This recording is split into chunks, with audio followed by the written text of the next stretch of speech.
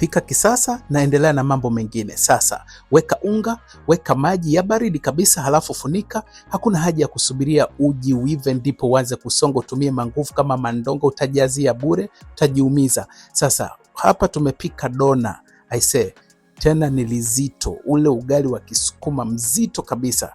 Unasema hii haitoi ukoko, ukoko ni huo wa mwisho. Na kule ndani haibaki chafu hata siku moja.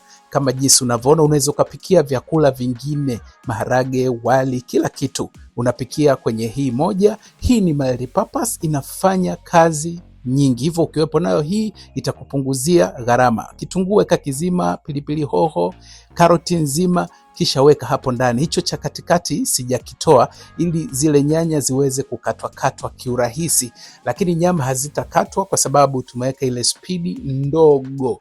Umeona rosti letu hapo. Kwa sababu umerudi nyumbani umechoka, hutaki hata kukatakata nyanya sijui nini, we unaweka tu hapo ndani. Sasa hapa napika ile sembe, ugali mweupe, lakini nitapika ule wa kiume mzito kabisa ili uweze kuona uzuri wa hiki kifaa kwamba ni original. Usije ukasema inapika tu mwepesi. Hii inapika ugali wa kiume na ule ugali wa kawaida, lakini pia ugali huu ni ugali wa muhogo. Sasa iko nyeupe na rangi nyeusi pia tunayo.